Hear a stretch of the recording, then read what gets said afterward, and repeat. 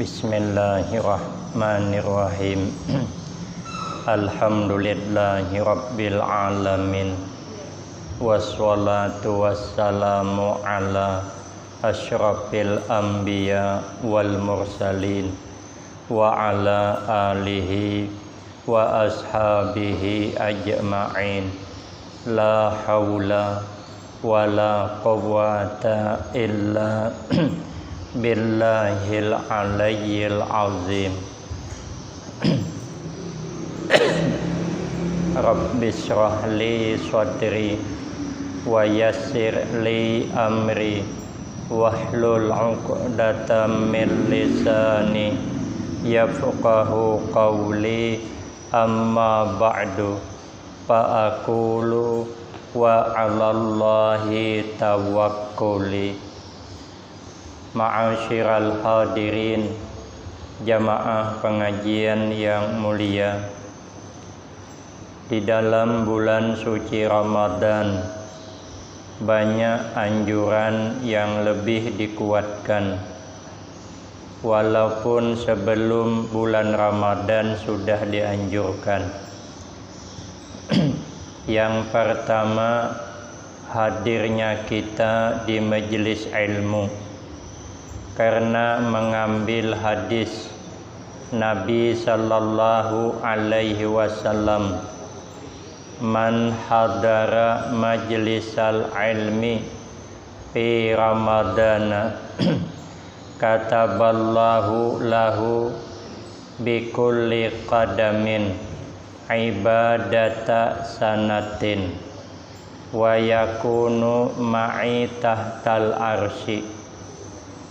Kata Nabi, barang siapa yang bisa hadir di majelis ilmu ketika bulan suci Ramadan, maka Allah menetapkan baginya orang yang hadir di pengajian ilmu di bulan suci Ramadan, ditetapkan Allah, ditulis bikulli qadamin ibadata sanatin, dengan tiap-tiap langkah kakinya ditulis pahala ibadah 1 tahun. Kita tinggal menghitung berapa langkah kita berjalan dari rumah, maka setiap langkah itu ada nilai ibadah 1 tahun. Wa yakunu ma'i tahtal arsy, dan dia, kata Nabi, bersamaku nanti di bawah aras. Kita dapat membayangkan kalau kita bersama Nabi di tempat yang dimuliakan Allah, tidak usah khawatir kita, aman, nikmat bercurah kepada kita. Jangankan bersama Nabi, nanti di bawah naungan aras, kita di dunia ini saja dekat dengan kiai saja sudah luar biasa. Saya waktu di Pekalongan itu pernah diajak ziarah ke makam para aulia Allah. Saya diajak oleh kiai saya menemani beliau. Saya pun duduk sebangku dengan beliau. Memang nyaman memang. Masyarakat yang berangkat itu masing-masing membawa makanan.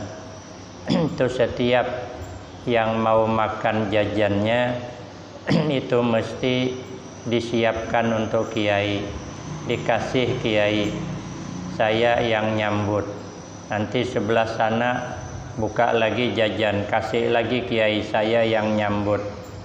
Nanti kiai makan dikit, sayalah yang menyelesaikan. Jadi saya 3 hari 3 malam ikut ziarah, tidak ada pengeluaran, pemasukan yang ada. Kenapa? Karena saya duduk bersama kiai. Itu baru di dunia. Bayangkan nanti di akhirat. Tinggal kita lagi menata niat. Hadirnya kita subuh ini, kita tata niat kita mengharap janji Nabi ini. Nabi berjanji, Nabi malu tidak memperkenankan janjinya. Maka yakinlah kita dengan janji Nabi. Kita yang hadir di majelis ilmu di bulan suci Ramadan, Nabi sudah berjanji nanti kita bersama Nabi di bawah naungan aras. Tinggal niat, menata niat. Jangan sampai hilang keistimewaan yang dijanjikan Nabi. Satu. Yang kedua yang sangat dianjurkan di bulan suci Ramadan, memang di luar Ramadan sudah dianjurkan, tapi lebih bersangatan di bulan suci Ramadan. Yang kedua, selama masjid masih buka, jamaah masih ada, kita mengusahakan jangan meninggalkan jamaah. Kenapa? Karena mengambil dari hadis Nabi, waman dawama alal jama'ati fi Ramadan atahullahu ta'ala bikulli rak'atin madinatan tamla'u min ni'amillahi ta'ala. Kata Nabi, barang siapa yang bisa mudawamah, terus menerus menjaga dengan istiqamah atas menunaikan sembahyang berjamaah di bulan suci Ramadan. Kita bertahan terus menerus mempertahankan sembahyang berjamaah di bulan suci Ramadan, walau dia berjamaah di rumahnya, a'tahullahu ta'ala, maka memberi akan orang yang menjaga sembahyang jamaah di bulan suci Ramadan apa yang Allah beri, bikulli rak'atin madinatan, dengan tiap-tiap satu rakaat yang kita lakukan berjamaah di bulan suci Ramadan ini, tamla'u min ni'amillahi ta'ala, madinatan tamla'u min ni'amillahi ta'ala, diberikan Allah satu kota yang dipenuhi, ya tumla'u min ni'amillahi ta'ala, yang dipenuhi daripada nikmat-nikmat Allah.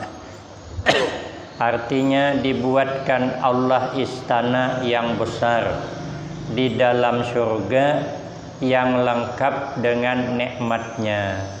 Kita di dunia ini saja dapat hadiah ulang tahun, nah apa namanya tuh, villa kah, rumah mewah lengkap dengan isi-isinya, itu sudah luar biasa nikmatnya.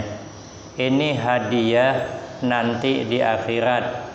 Maka nikmat yang ada di akhirat nanti tidak dapat dibanding dengan nikmat yang ada di dunia. Allah menyiapkan nikmat untuk hambanya, tersebut di dalam kitab hadis Riyadhus Shalihin. Itu ada 100 nikmat yang Allah berikan kepada hambanya. Satu di antara 100 diambil Allah, diturunkan ke alam dunia, diturunkan ke muka bumi untuk memberi kenikmatan kepada hambanya. Untuk kita manusia, untuk jin, untuk hewan dan seluruh makhluk Allah. Satu nikmat cuman yang diturunkan ke alam dunia, itu pun dibagi-bagi kepada semua makhluk Allah. Itu saja kalau kita sudah dapat nikmat, bisa lalai kita. Alhaakum at-takasur hatta zurtumul maqabir. Kelalaian kita kalau tidak mendapat hidayah Allah, maka sampai masuk ke alam kubur tidak akan pernah sadar. Kenapa? Karena merasakan nikmat yang ada di alam dunia, padahal cuma satu yang diambil daripada 1000, baik daripada 100. Bayangkan yang 99 kali lipat nikmat yang Allah siapkan di alam dunia. Untuk siapa? Antara lain orang yang dapat berusaha mudawamah terus menerus menjaga sembahyang berjamaah di bulan suci Ramadan. 2. Yang ketiga, yang sangat dianjurkan di bulan suci Ramadan, birrul walidain, berbuat baik kepada kedua orang tua. Di luar Ramadan sudah dianjurkan, sudah diwajibkan kita berbuat baik kepada kedua orang tua. Rupanya bulan Ramadan tambah lagi anjuran, karena mengambil hadis Nabi, waman barra walidayhi fi Ramadan. Barang siapa yang berbuat baik ia akan kedua orang tuanya. Dia berbuat baik kepada kedua orang tuanya fi Ramadan, pada bulan suci Ramadan. Yanalu nazrallahi ta'ala, maka dia mendapatkan pandangan Allah Ta'ala birrahmah, dengan pandangan rahmat. Wa ana kafilun fil jannah, dan saya, kata Nabi, yang menanggung di dalam surga. Kalau kita berbuat baik kepada kedua orang tua kita di bulan suci Ramadan, maka kita mendapat pandangan rahmat Allah. Kalau sudah dipandang dengan rahmat Allah, maka tidak akan diazab oleh Allah. Maka kata Nabi, masalah surga nanti saya yang menanggung. Maka itu kita bulan suci Ramadan, setiap ayat Al-Quran yang kita baca, jangan lupa kita meniatkan untuk kedua orang tua kita.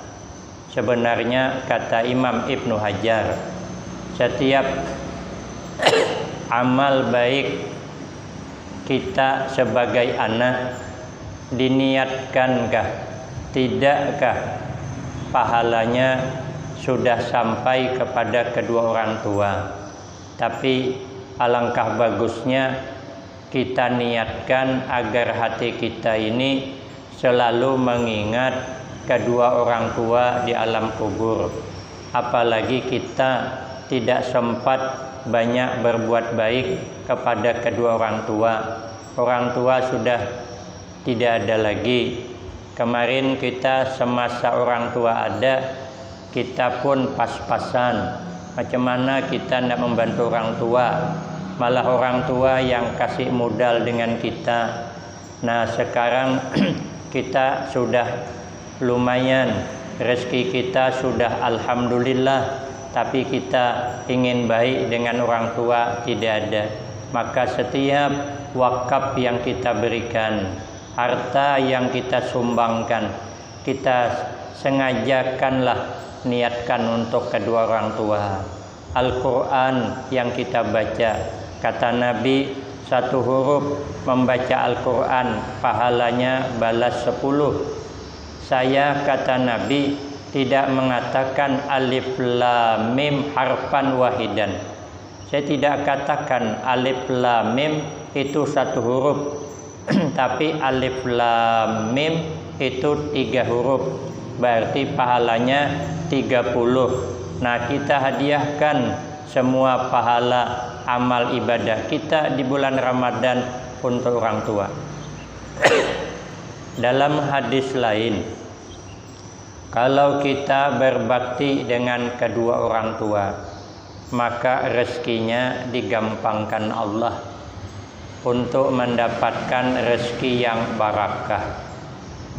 Rezeki barakah itu makin banyak rezeki makin merendah, makin banyak rezeki makin mendekat dengan Allah. Itu namanya rezeki yang membawa berkah di dalam kehidupan. Di zaman dulu ada seseorang perempuan ditinggal oleh suaminya, meninggal dunia, punya anak satu laki-laki kecil. Rupanya bapaknya ini sebelum meninggal dunia ada menitipkan sapi, tapi masih anak sapi, tapi diletak di hutan belantara. Jadi dia berpesan kepada istrinya, kalau nanti saya sudah tidak ada lagi, nanti kalau anak kita sudah dewasa, sudah remaja, nanti suruh dia mengambil peninggalan sapi yang saya titip di hutan. Nanti tandanya sapi itu akan menurut dengan anak itu. Meninggal abahnya, mamanya memelihara anak sampai remaja. Sudah besar, mamanya sesuai dengan pesan siapa suaminya, disuruh berangkat ke hutan. Begitu sudah berangkat ke hutan sana, karena terdesak ekonomi, jadi disuruh mamanya mengambil sapi yang ada di hutan. Tandanya kalau ketemu nanti sapi itu ngikut apa kata anak itu, nanti kau bawa pulang. Berangkatlah anaknya, tapi anaknya ini dengan orang tuanya baik bukan main, taat dengan ibunya, berbakti dengan ibunya. Sampai ke hutan ternyata ada sapi yang tadi sudah diceritakan tanda-tandanya. Lalu sapi itu bisa bercakap. Sapi menunduk dia, menyuruh anak itu naik ke punggungnya. Apa kata anaknya? Inna ummi lam ta'mur. Sesungguhnya ibuku tidak memerintah ibuku untuk menunggangi engkau. Maka saya tidak mau naik ke pundakmu. Kenapa? Karena ibu saya menyuruh menjemput engkau. Tidak ada ibu menyuruh menaiki engkau.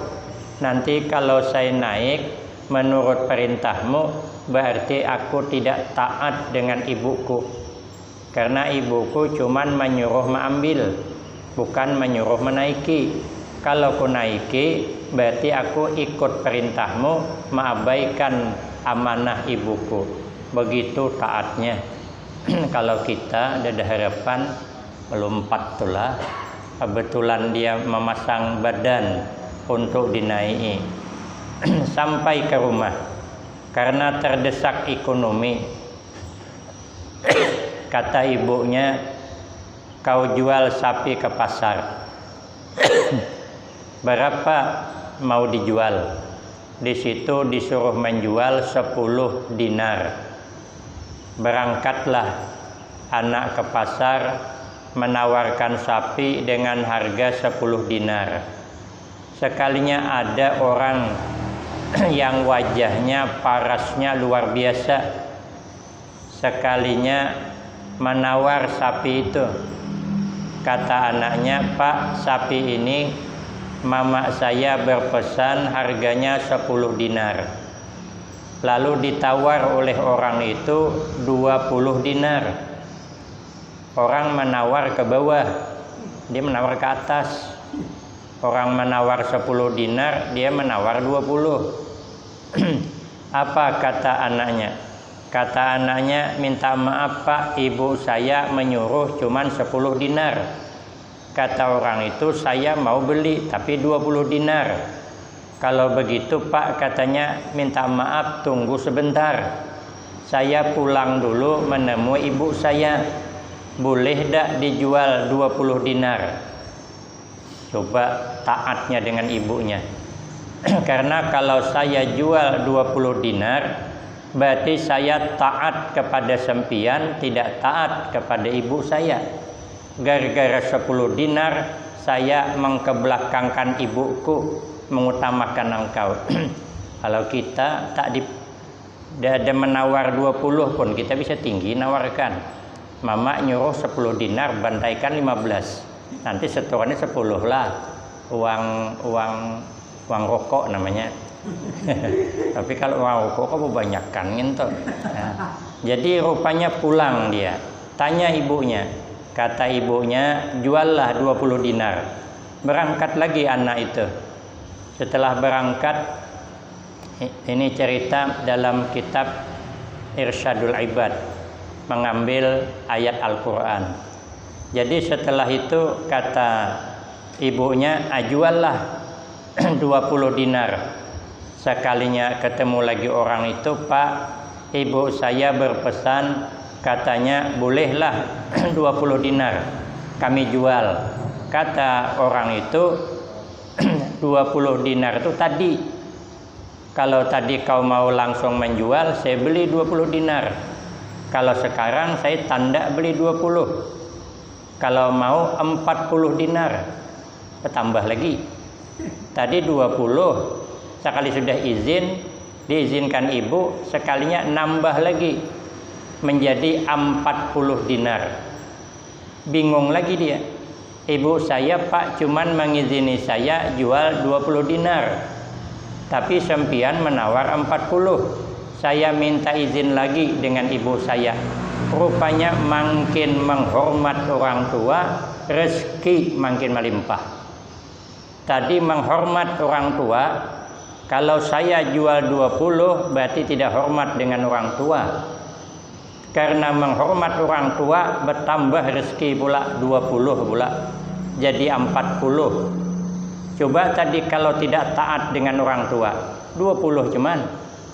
Tapi karena taat 2 kali lipat menjadi 40. Pulanglah menemui ibunya. Yang kedua ini ibunya punya firasat. Ini yang menanya bukan orang sembarangan. Jadi kata ibunya, nak tanya dengan itu orang. Orang yang menawar ini mau membeli apa tidak? Sesuai dengan pesan ibunya.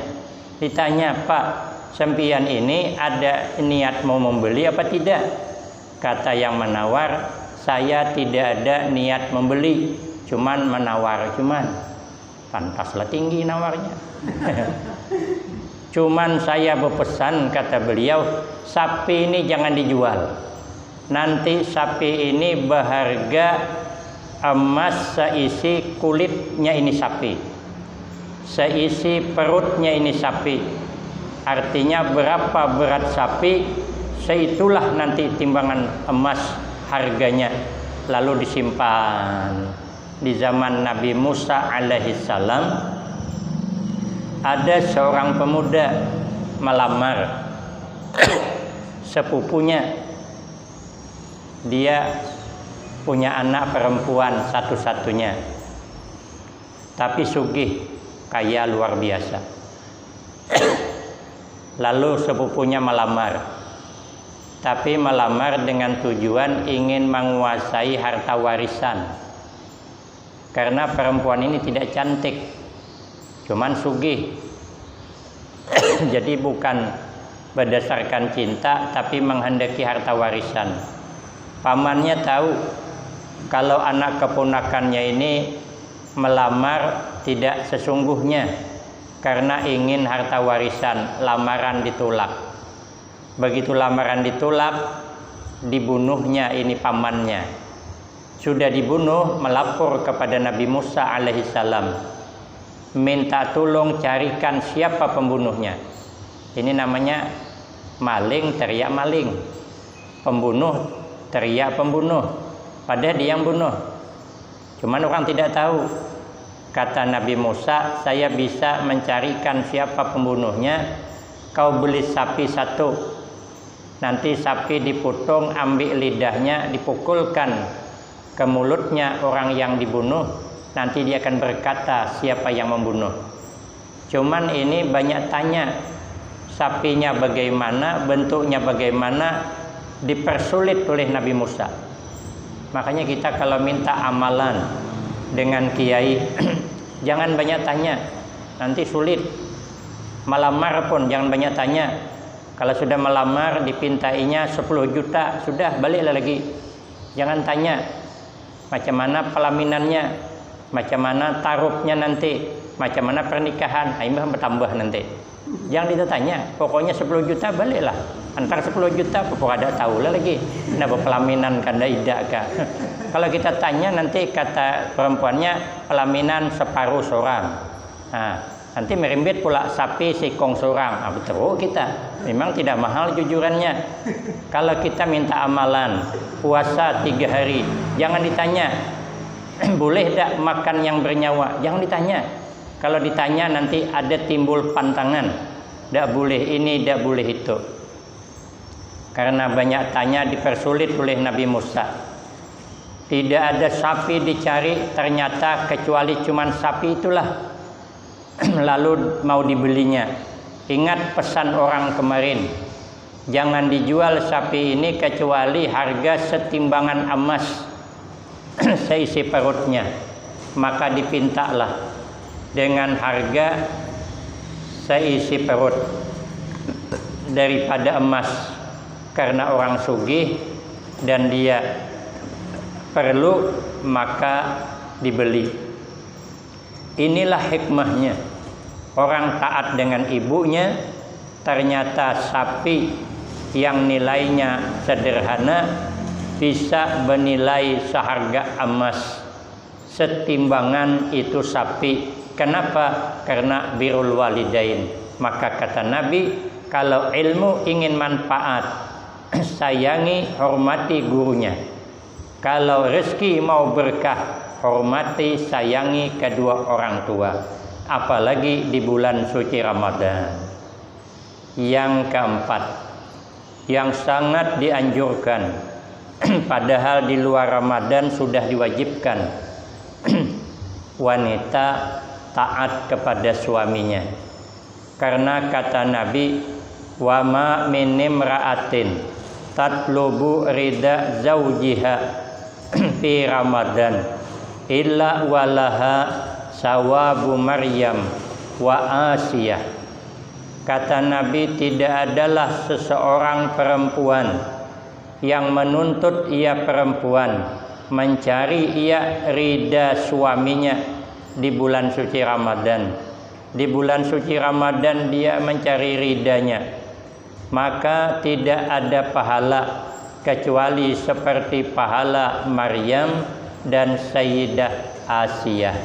Pahalanya luar biasa. Maka itu para wanita di bulan Ramadan lebih sungguh-sungguh berbuat baik kepada suaminya. Buat senang suami. Kalau tidak buka puasa, tanya suami mau minum apa. Kalau dia tidak minum kopi, bikinkan kopi. Kalau dia makan limping, limpingkan. Kalau dia nak beli makan cincau, cincaukan. Kalau dia nak kawin lagi, kawinkan. Selesai lah tuh. Mumpung ibu-ibu dedek. Tapi jangan bilang-bilang. Mana tadi? Yang kelima, anjuran sangat. Menunaikan hajat sesama saudara.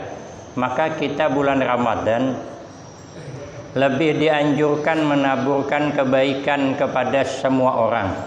Karena mengambil hadis Nabi, waman qada hajata akhihil muslim fi Ramadan qadallahu ta'ala lahu alfu hajatin yaumal qiyamah.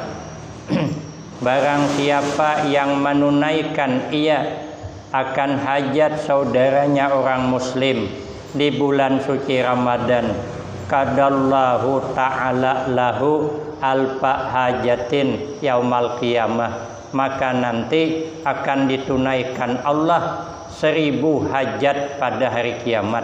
Pada hari kiamat kita semua berhajat dengan Allah. Tidak ada kemana kita menyerahkan diri. Alangkah wabah yang ini saja kita, ya Allah, selalu kita berhajat kepada Allah. Mudah-mudahan berkah Ramadan dibakar penyakit nang sudah ada, dicabut oleh Allah, diangkat oleh Allah. Apalagi pada hari kiamat luar biasa kita berhajat kepada Allah Subhanahu wa taala. Maka siapa orang yang menunaikan hajatnya pada bulan suci Ramadan, hajat saudaranya, maka yakinlah apapun yang kita hajatkan pada hari kiamat nanti akan dikabulkan oleh Allah. Yang keenam, kita sambung pada episode berikutnya.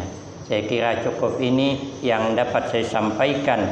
Lebih kurang saya banyak minta maaf. Akhirul kalam, wabillahi taufiq wal hidayah. Wassalamualaikum warahmatullahi wabarakatuh.